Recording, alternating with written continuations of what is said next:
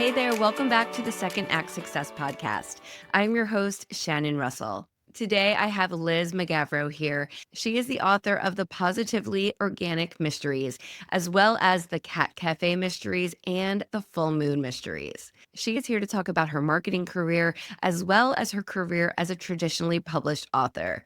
Let's get into it. This is my conversation with Liz Mugavero, aka Kate Conti. Liz Mugavero, thank you for being here on Second Act Success. It's so lovely to see you again. Shannon, thank you so much for having me. I love your background. I love everything you're doing as an author and a coach now. But I want to start and really go back to the beginning because you have a really interesting career in marketing, right? Where did Yeah. everything begin for you? Yeah, it's so interesting. So ever since I was very little, I wanted to be a writer. I knew I was going to write books. Like I just knew it. But I grew up in the probably era of that's not a real job kind of thing. So that was drilled into my head very early on. I knew I was going to do it, but I also accepted like, all right, I'm going to have a side path. So I started out in journalism and then quickly realized that if I wanted to actually eat, I wouldn't be staying in journalism for very long because we weren't making very much. And I was a newspaper journalist, not a TV journalist.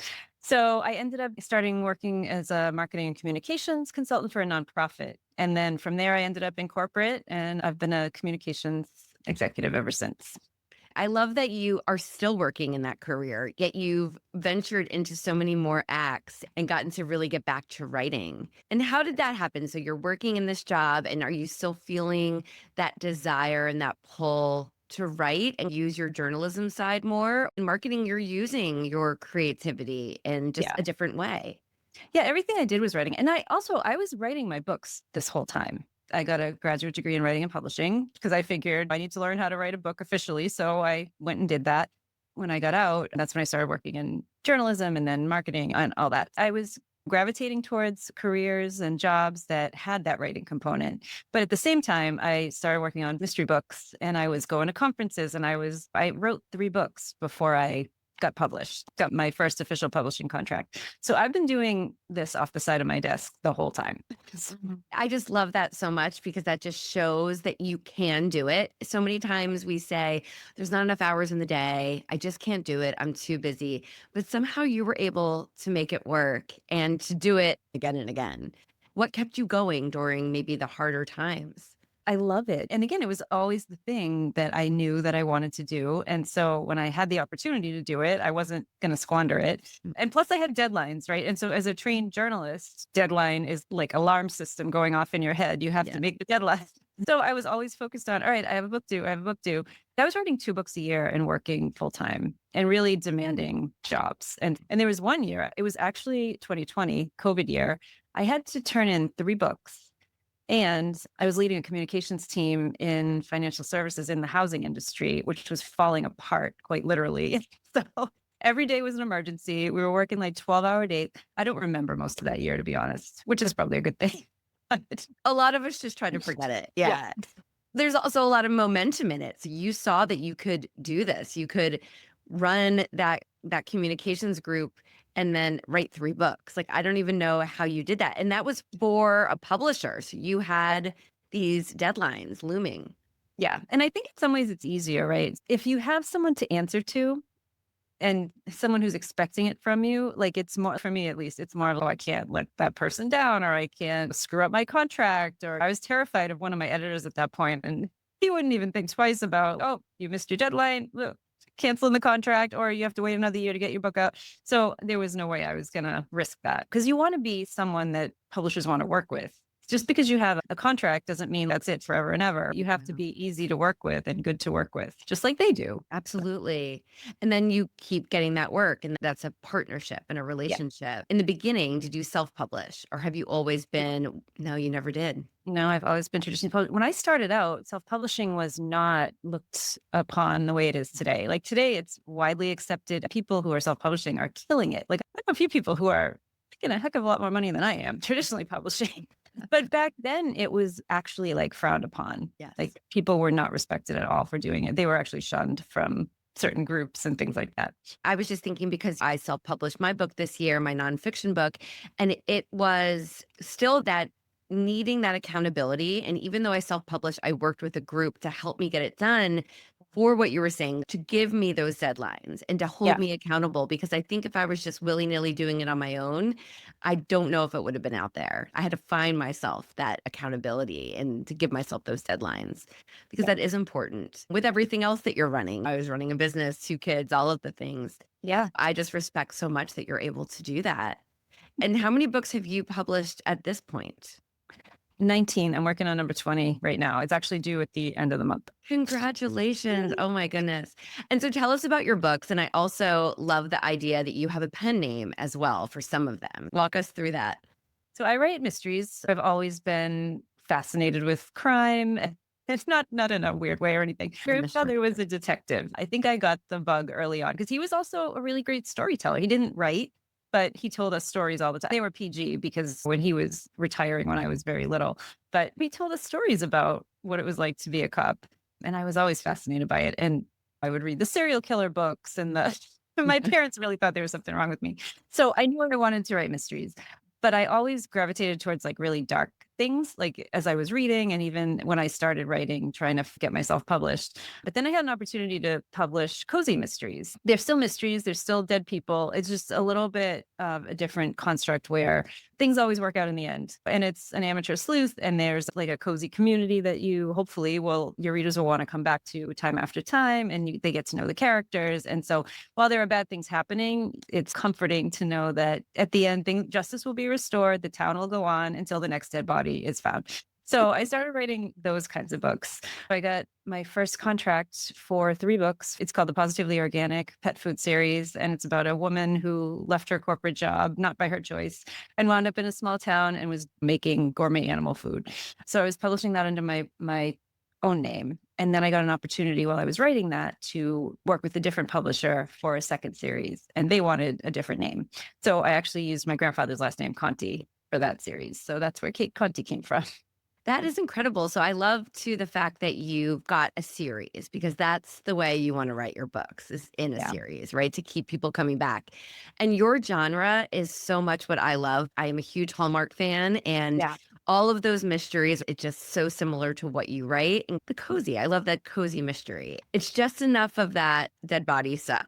Yeah. Keep me interested, but then it's cute and quaint and is that escape from the real world. And that's got to be so much fun for you to have your day job and then get to escape into these world with the characters that you've created.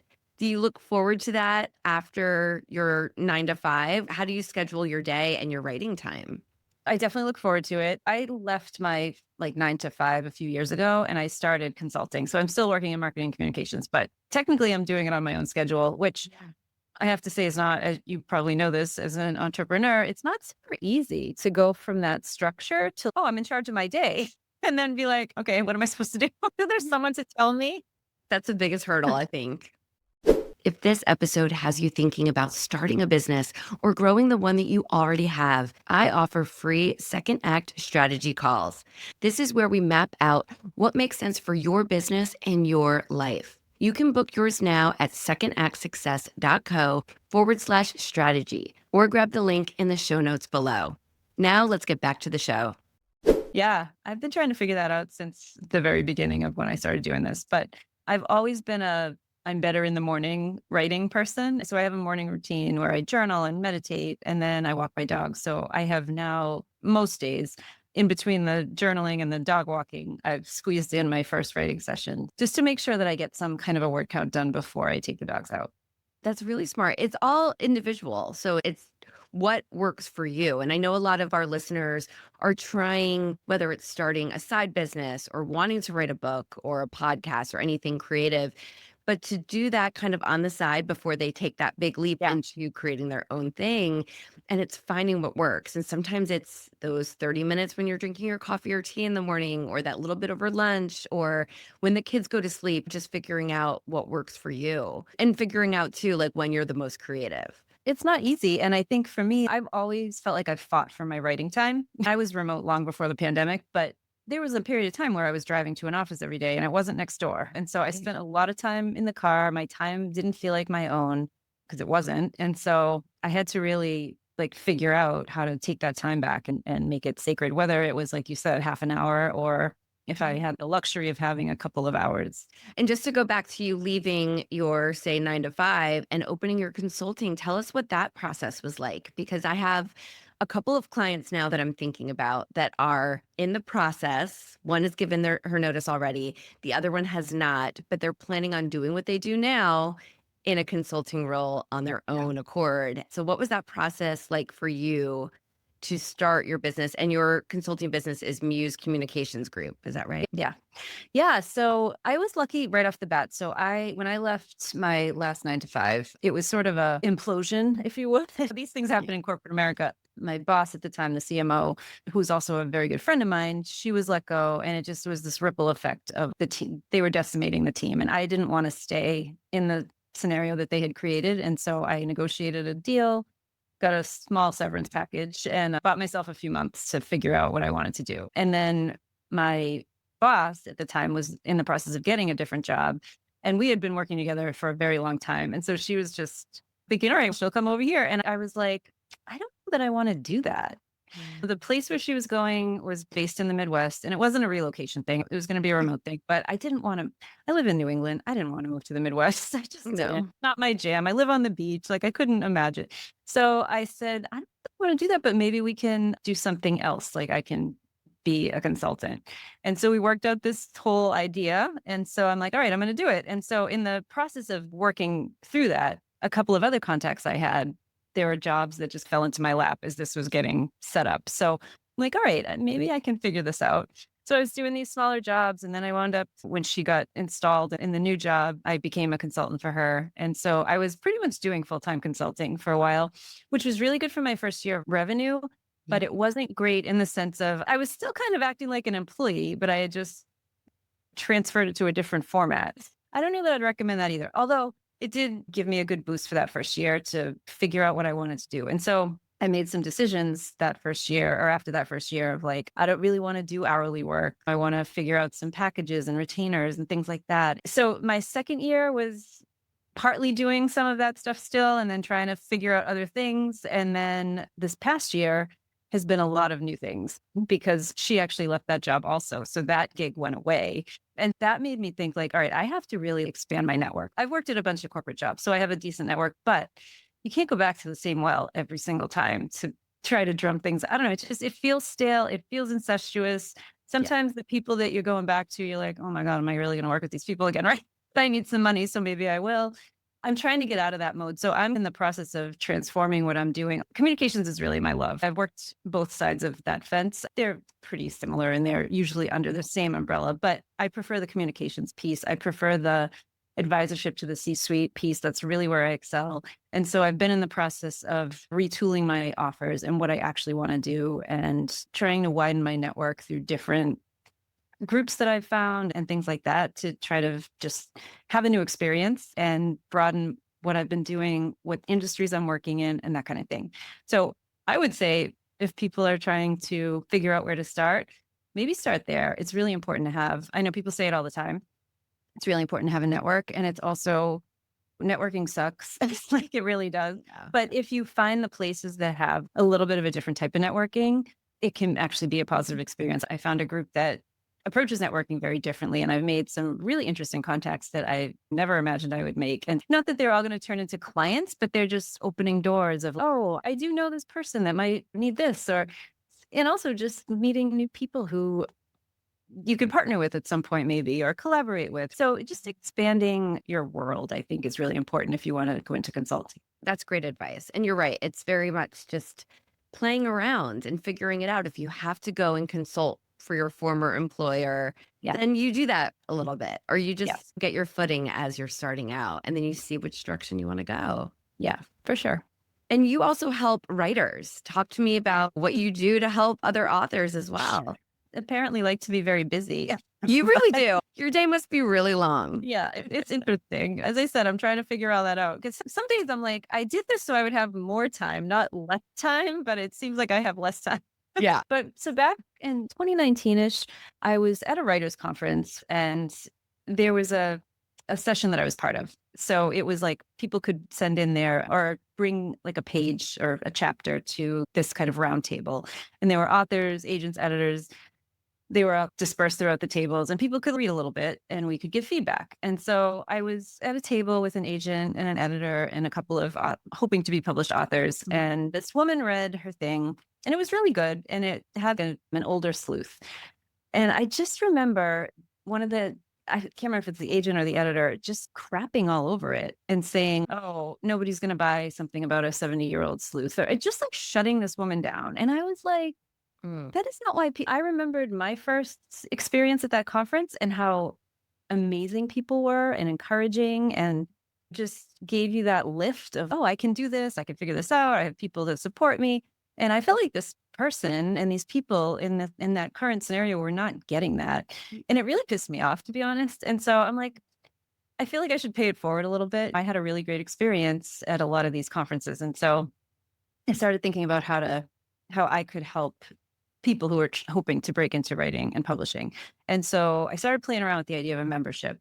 And then the pandemic happened, and then I had to write 3 books in a year, and so I tabled that for That's a little bit. Mm. And then when I left my 9 to 5 and I was thinking about consulting, I'm like, "I have a little time, so let me start playing around with this membership thing again." And so I very naively just started jumping into it. I didn't really know what I was doing. I took the Stu McLaren membership experience course, which was awesome. Yeah. And I did. I launched a membership, and I've been in the process of trying to figure out actually what I'm doing and grow that as I'm growing the other pieces of my consulting and things. Then I also did the Amy Porterfield's Digital Course Academy, and I ended up creating a course about how to write mysteries. And so I launched that last year for the first time. And so I'm getting into kind of a pattern of launching that. So between the course is really focused on people who want to first create a sustainable writing practice and keep it, and then figure out how to sort of outline a mystery, right? And what the components are that they need and how to structure it and all that. The membership is obviously more ongoing and we do a lot of fun things. We do a lot of woo things, but we do a lot of co-writing. We have master classes. We look at writing books and we talk about different people's perspectives on writing and the process and just the craft. And we also have fun master classes. Like we just did one with a woman who taught us about past lives, and she did past lives readings to see if any of us were writers in past lives, which was very cool. That is So, cool. yeah. So the membership for me is more about giving people a place to be able to really play with their creativity in a supportive environment, have that accountability that we talked about earlier. I'm going to come to this thing for an hour and they expect me to spend some time writing. So I'm going to, even if it's like thinking about what I'm going to write, like I am going to devote that time to my creativity, and they can put it on their calendar just like any other important meeting, and they can stick with it. And hopefully we'll start to see some positive change from it. That sounds incredible. What a great way to get started. And just, Yeah. like you said, just take those actionable steps to work towards your goal. And I think writing can be something that people feel is, I hate the word selfish, but like self-indulgent maybe. If they are running a house and a family and have this job and all of that, they think, oh, do I really need to make the time to do that? But yes, you're never going to get it done. And if that's what gives you that creativity and that passion in your day, then it's absolutely worth carving out that time. Because if you want to write something, if you feel that call to write something, then you're supposed to do it. That goes Yes. back to what we also talked about at the beginning when my parents were like, "Oh, it's nice that you want to be a writer, but you should also be a teacher so you can pay your bills." Well, no, not that you should write to make money. That's not what I'm saying at all. But No. the fact that it is often used as a way to brush aside people's needs or people's desires is not okay. No. And even just the argument in hindsight, looking back when my parents said you can't make money doing that, we would go into bookstores every week. We would go into libraries every week. There were books everywhere. Somebody was writing those books. Nice. Somebody was getting paid to write those books. So in hindsight, it made no sense at all. You can still be creative and make money. And if anything, it teaches you to be more nimble and be more flexible. We both are creating different things and running our own businesses. And I think now more than when we were younger, it's a lot more acceptable to say, hey, you can do both. I'm teaching my kids, you don't have to choose one thing. You can do both things. You can do 5 things. Just do what Yep. makes you happy and don't have that regret at the end of the day. And to your earlier point, don't let anyone shame you for wanting to follow your passion, like whether it's your mother or your husband, or Right, wife, or exactly. partner, or whatever. Yep. No, this is part of who I am. And just as I have to go pick up the kids from school, I have to spend some time writing. Yes. And look at you with your 20th book about to come out. It's so incredible. And as we wrap up, you have a podcast. I So do. another thing to have on your plate, Liz. Oh my gosh. I know that was part of the whole I want to get the word out to people who want to write or are writing and maybe just need a boost, people who are interested in writers and how they work. Like I really just wanted to have a show where I could have all different writers come on and talk about their journeys. And the writing journey is one thing. We talk about that a lot.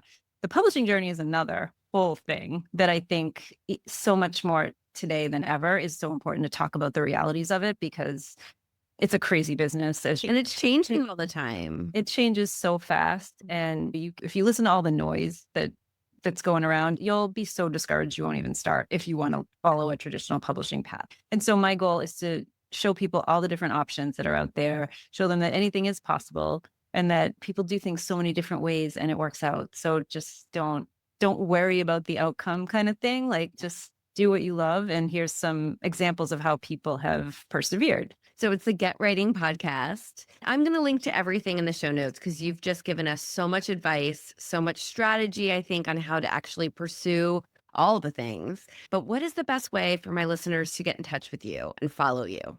Yeah, they can head over to my website, which is under my pen name. It's Kate with a C, Conte, CONTE.com. And then from there's links to everything, all my work, my books, my coaching, my Substack, all of it. So your podcast, your this, your that. Yeah, everything this is doing. Oh, thank you so much. It's been so inspiring to chat with you. And you are proof that anyone can do it all, that you can really find the time to have your business, have your 9 to 5, and also start something creative. So thank you for sharing that with us, Liz. Thank you so much for having me. Thank you.